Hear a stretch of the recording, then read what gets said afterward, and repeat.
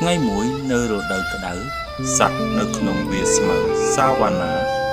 ស្រែកទឹកខ្លាំងណាស់រន្ធទឹកចាស់ចាស់បានរីងស្ងួតហើយគ្រប់គ្នាមានការព្រួយបារម្ភខ្លារខិនដ៏លឿនមួយក្បាលឈ្មោះលីអូបានងើយជុំវិញហើយនិយាយថាយើងត្រូវការទឹកបើមិនដូច្នេះទេសត្វទាំងអស់នឹងរងទុក្ខសេះបង្កង់ឆ្នោតមួយក្បាលឈ្មោះសារ៉ាបានងក់ក្បាលប៉ុន្តែតើយើងអាចធ្វើរន្ធទឹកថ្មីដោយរបៀបណាទុនសាយដ៏រីករាយមួយក្បាលឈ្មោះរ៉ូប៊ីបានលោតឡើងចុះប្រហែលជាមាននរណាម្នាក់អាចជួយយើងជីកបានពពែដែលរុះរាយរាក់ទាក់មួយក្បាលឈ្មោះហ្គារីបានចង្អុលទៅផ្លូវដែលមានធូលីដីមើលឡានដឹកទំនិញធំមួយកំពុងមកមិនយូរប៉ុន្មានឡានដឹកទំនិញពណ៌លឿងដ៏រឹងមាំមួយបានពុកកឡើង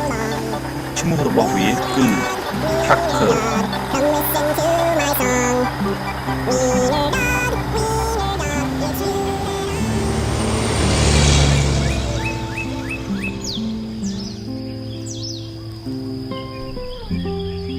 ភ្លាមនោះ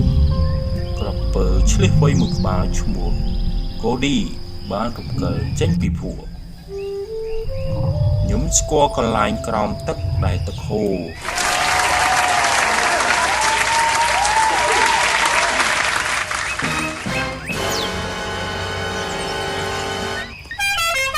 សួស្តីមិត្តភក្តិហេតុអ្វីបានជាអ្នកទាំងអស់គ្នាមើលទៅសោកសៅម្ល៉េះ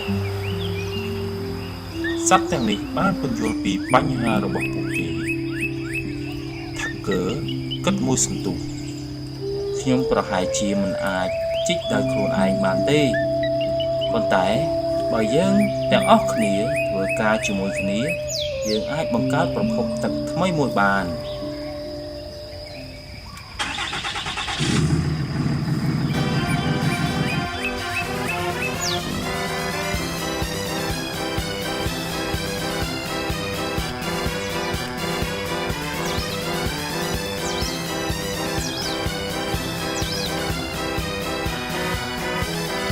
តាធ្វើកាត់មួយសន្ទុះ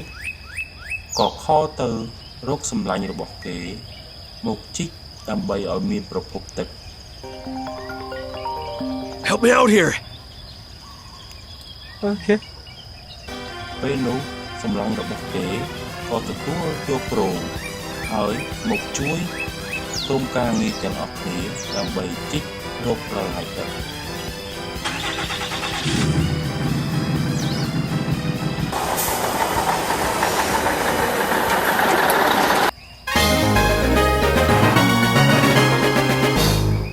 គ្រប់គ្នាធ្វើការយ៉ាងលំបាកពេញមួយថ្ងៃភ្លាមនោះ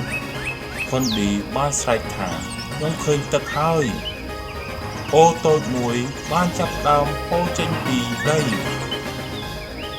សត្វទាំងនោះបានស្រែកហូរពេញជ្រាវនៅពេលដែលឃើញទឹកសាបបានបំពេញស្រះថ្មី